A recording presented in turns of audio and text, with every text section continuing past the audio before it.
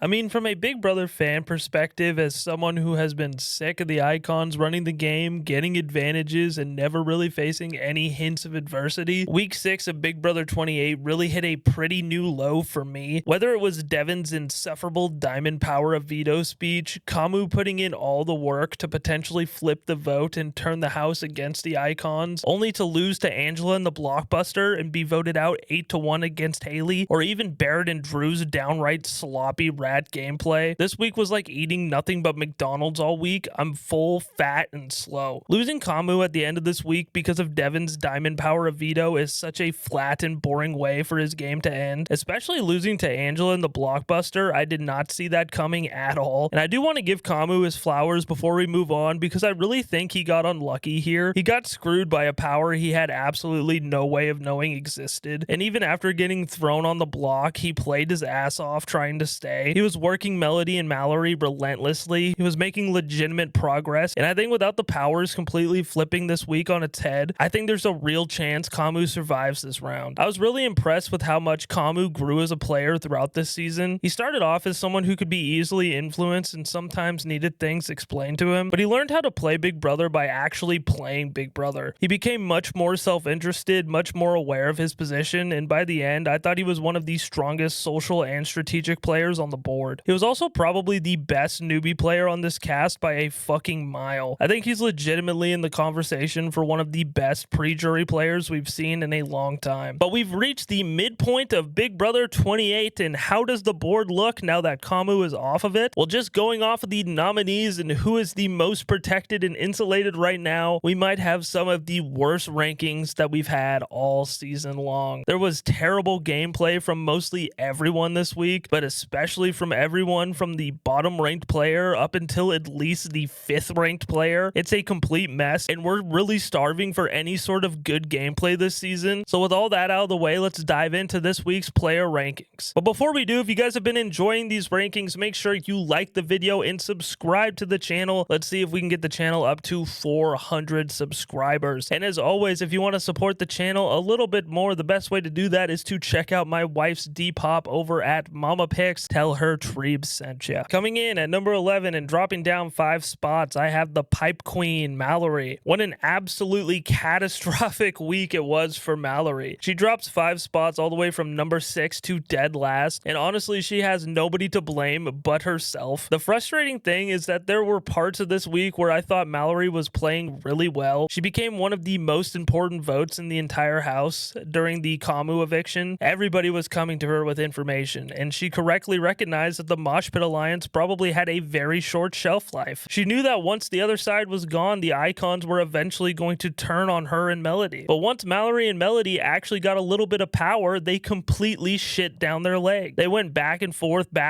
on this Kamu vote. They wanted to keep him, and then they didn't. Then they wanted to tell Yash, and then they didn't want to tell Yash. And then somehow they were talking about splitting their votes, like that made any sense. Or somehow getting Haley to vote a certain way so they could accidentally end up on the right side of the votes. And I think what we learned is that Mallory and Melody really aren't that different from Drew and Barrett. They all want to talk about making moves. They all complain about the power structure. They all want somebody to take a shot. But the second they actually have some power, the ability to do that, they get scared and outthink the fuck out of themselves. But the worst part wasn't even the vote. Mallory goes into this HOH competition knowing she was just a swing vote, knowing she pissed people off on both sides of the house, knowing she wanted to target the icons, and then she throws the head of household to Dee when she could have won it. You wanted to keep Kamu, you wanted to go after the icons, you complain about not having power, you finally have an opportunity to take power for yourself, and you fucking throw it because you're scared to make a move. And then what happens? Dee wins HOH, and Mallory ends up as a replacement nominee after Latrice wins the veto. She even said during the episode on Sunday, during the HOH in the confessional, that she didn't win because she was scared to make a move. Well, now look at her. She's a replacement nominee and is the primary target. Coming in at number 10 and going down 7 spots, I have Taylor. Now, last week I put her at number 3 because I saw a position for her that was pretty much in the middle, and I told you guys to hear me out, and it was the biggest hear me out that I had of the season. And yeah, Taylor ended up being targeted. The HOH didn't break out her way. That hear me out didn't end up working out. But let's break down Taylor's game a little bit. Taylor takes the biggest drop of the week, going from number 3 all the way down to number 10, like I said previously. And this one honestly made me feel a little sad because I don't think all of it is her fault. Early in the week, I actually thought Taylor was doing some really good work. While Kamu and Yash were working on Melody and Mallory, Taylor was putting in the hours with Haley. Taylor got to her before the icons did initially, and I thought that was another good example of how active Taylor actually is socially, despite people constantly pretending like she isn't playing the game. The problem is Taylor isn't just playing her own game, she's also playing Latrice's game as well. The whole Latrice Angela interrogation was such a perfect example of this. Latrice walks up to Angela and basically goes, "Hey, are you working with Dee?" And Taylor is sitting there watching her entire game flash before her eyes because anything Latrice does is going to reflect back on Taylor. And that's the bed Taylor made when she fought so hard to keep Latrice earlier in the season. She gets an extra vote and somebody she can control, but she also has to babysit this woman 24/7. More importantly though, Taylor has just become one of the primary faces of the anti-icon side, whether she wants to be or not after Kamu just left. Drew and her got into it during the nomination ceremony. Dee and Angela have been obsessed with her for weeks. I also think a lot of the criticism Taylor has gotten from people like Drew and Devens has been unfair. They keep acting like she doesn't play the game or just lays in bed all day, and I don't know how you can watch this season and actually believe that. Maybe week 1,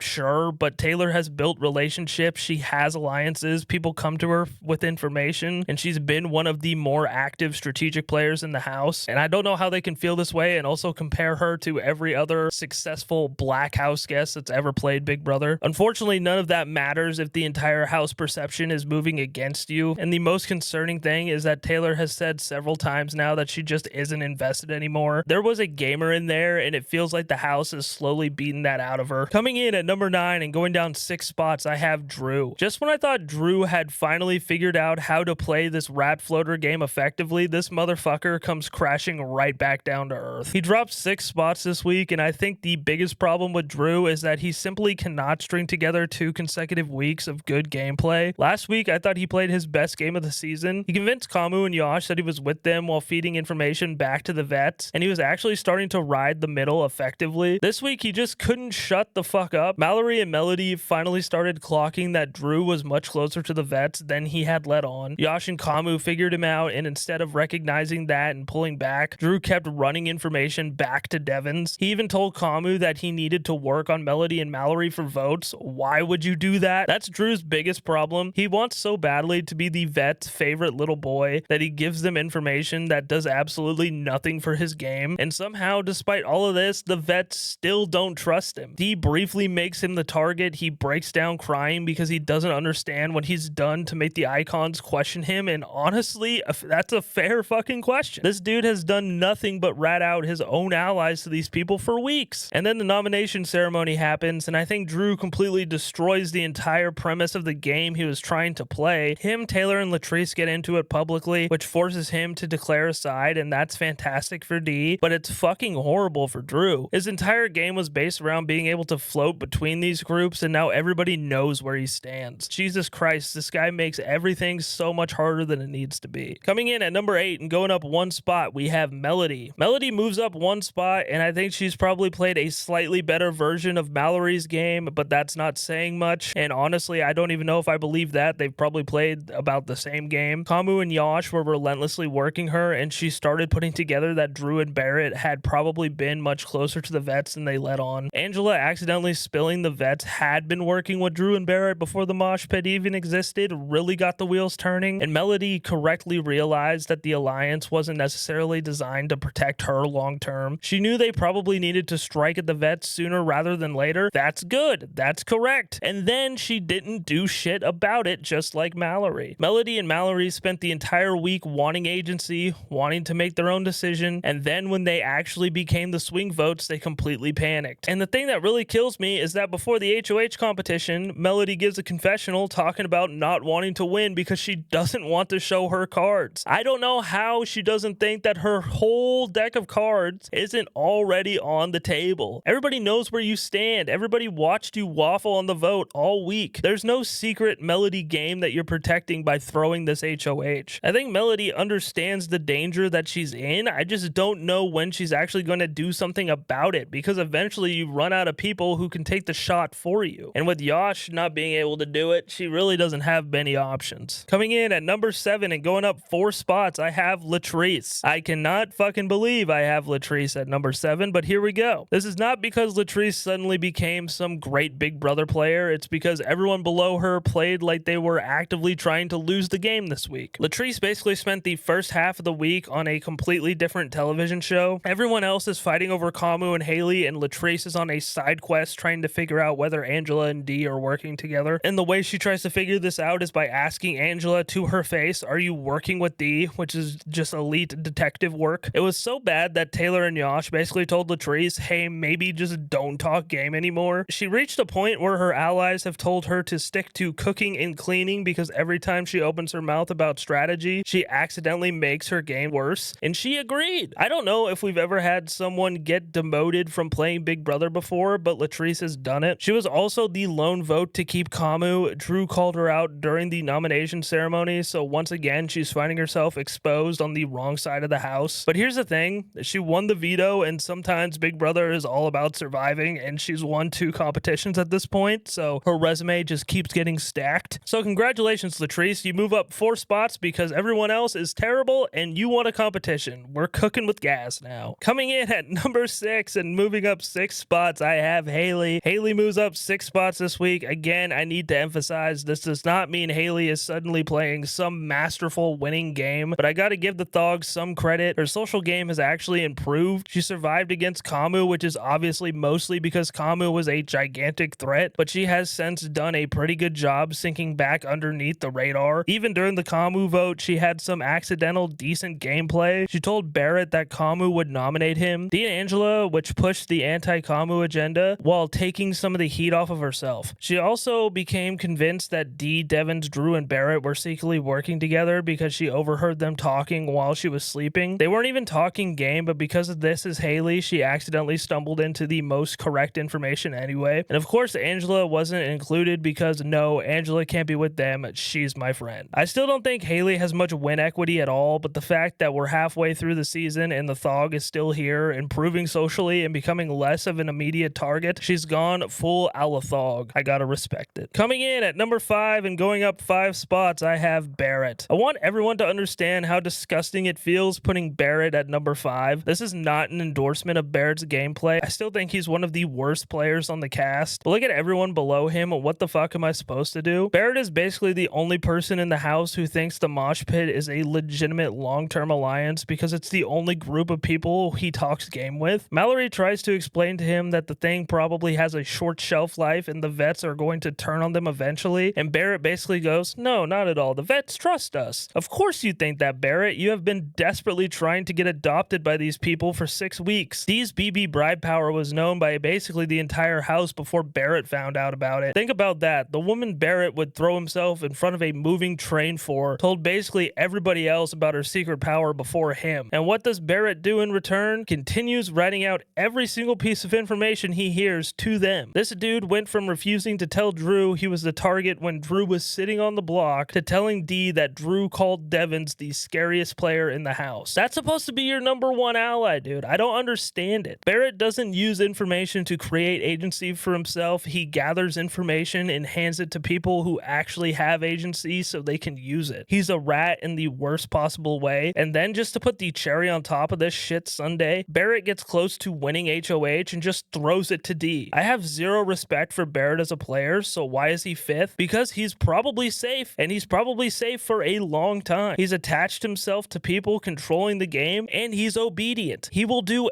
anything that these people ask him to do, even if that's turning his back on his number 1 ally, whether that be Drew or whether that be Mallory. He will turn his back on them and he will do anything that the vets ask him to do. Coming in at number 4 and going up 1 spot, I have Yash. Now we finally get to somebody I actually enjoy talking about. I fucking love Yash. I still cannot get over him winning the veto during his HOH, and in a world where Devens doesn't have the diamond power of veto, knowing Haley would leave if she stayed on the block and then not using it on Haley. The diamond power of Veto screwed him, absolutely, but that part is completely on Yash, because in that world, it would have been a little bit easier on him, and he also could have just nominated all 3 icons, and things would have gone his way and would have gone a little bit smoother. And ultimately, Kamu ends up leaving on his HOH, which is just a brutal way for that week to come to an end. But I thought Yash did just about everything he could after the diamond power of Veto was used to try to save Kamu. He and Kamu were relentless working Melody and Mallory. Yash was feeding them information, planting seeds, exposing Barrett as the person who leaked the anti-vet conversation, and he really started to crack open Melody's perception of the house. That's what I like about Yash. He fucking tries. His position might be terrible, but he's constantly looking for an angle. He's constantly trying to create something, and considering how many people in this house are terrified to actually play Big Brother, I appreciate the hell out of that. Kamu leaving is obviously terrible for him. That's his final 2, his biggest physical shield and probably his closest strategic partner gone, but Yash is still fighting. He accepted Dee's $5,000 bribe to not nominate the icons the next time he wins HOH, and honestly, I think that's a pretty good deal for him. There are plenty of workarounds for this. If he's at the end of an HOH with Taylor or Latrice and throws it, and then he could just let them take the shot. And it was also interesting to watch him play Dee and Drew hook, line, and sinker during Sunday's episode while he lied about who was spreading the information about Dee being the target, and he blamed it on Drew. Yash is probably my favorite confessionalist of the season. He's shown more growth than almost anybody on the cast, and even though he's in a really tough position, I'm rooting for him. Coming in at number 3 and going up 1 spot, I have Dee. Dee moves up 1 spot to number 3, and I need to make something very clear. I don't think Dee played particularly well this week. In fact, I thought she had a pretty bad week, despite once again coming out of it in an incredible position. She gets the diamond power of Veto used on her, and somehow she's more pissed off than the people who got screwed by it. Kamu completely outclassed her in their conversation after the veto ceremony. Her BB bribe became one of the worst kept secrets in the entire house, and after forming the mosh pit, she basically went on Survivor time and stopped playing, while Kamu and Yash were running laps around the vets trying to flip the vote. And yet after Kamu wins, she wins HOH, and you simply cannot stop these fucking people. Every single time it looks like something might go wrong for the icons, a power appears, a competition goes their way, or somebody on the other side decides to throw an HOH directly to them. And I still think Dee's reads can be absolutely fucking insane. She was back on Drew again this week. She literally looks into the camera and says she might look like an idiot on TV, but she thinks Drew has secretly been against her all season, and Dee, he has not. This man has spent the entire game desperately trying to prove his loyalty to you. Yash is openly against you. Drew is basically wearing an I Heart the Icons t-shirt around the house, and somehow Dee still thinks Drew is the sketchier one. But despite all of that, the nomination ceremony works out beautifully for her. She presses Drew, Drew blows up, and then Drew basically declares his undying loyalty to the vets by calling out Taylor and Latrice. Dee gets him to publicly choose her side without really having to do anything. So even when Dee is playing sloppy, she's still getting the outcome that benefits her, and that's kind of been the story of Dee's entire season. She and Devens go into every week talking about building trust, yet somehow burn 3 more bridges by Thursday and then just keep getting away with it. But I do think that's eventually going to become a problem for Dee if she gets to the end. We've seen her get angry when things don't go her way. We've seen her unnecessarily burn people who are willing to work with her, and we've seen her make things feel personal when they really don't need to be. I think Dee is playing one of the best games in the house right now, but I could absolutely foresee a scenario where she gets to the final 2 and has a significantly worse jury management than someone like Devens. She has a tendency to make people feel burned rather than simply outplayed, and with the way the season is going, I think Dee could eventually have to answer for a lot of these relationships she's damaged along the way. Coming in at number 2 and going up 5 spots, I have Angela. Angela jumps 5 spots this week all the way up to number 2, and I actually think she had the best week of any of the vets during the Kamu eviction. While Dee and Devens were sitting around acting like forming the mosh pit meant their work was done, Angela was at least active. She was having conversations, maintaining relationships, and actually accidentally playing while she was on the block. Of course, because this is Angela, she also accidentally blew up information about the vets working with Drew and Barrett before the mosh pit exists. But the important thing is that none of it killed her. Angela went into the blockbuster against Kamu and Haley and won, and granted, Tucker gave her the strategy for this, but then she shared that with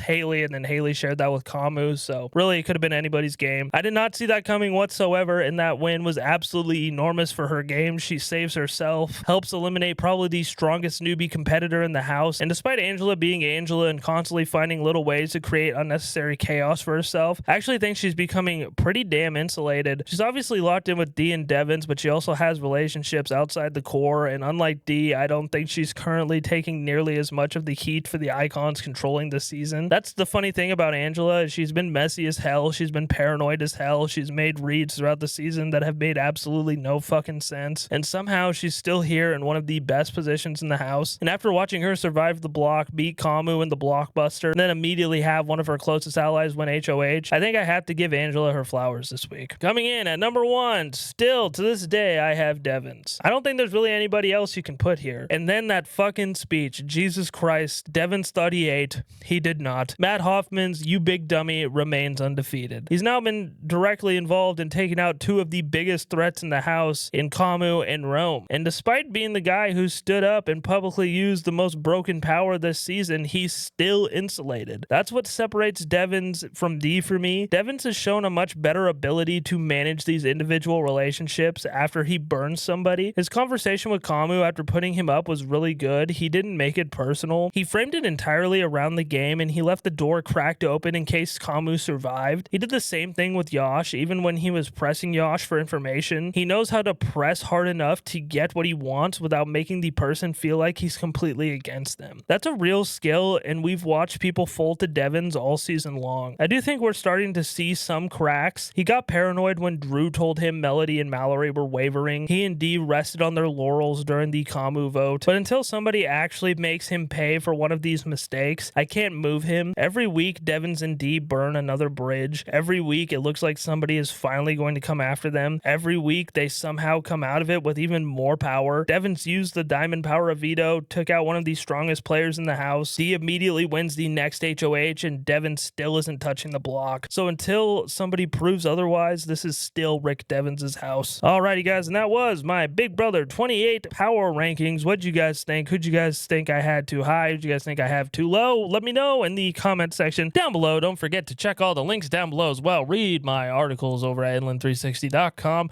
Check out my wife's Depop and everything else in between. Thank you guys so much for watching, and I hope you guys have a great rest of your day.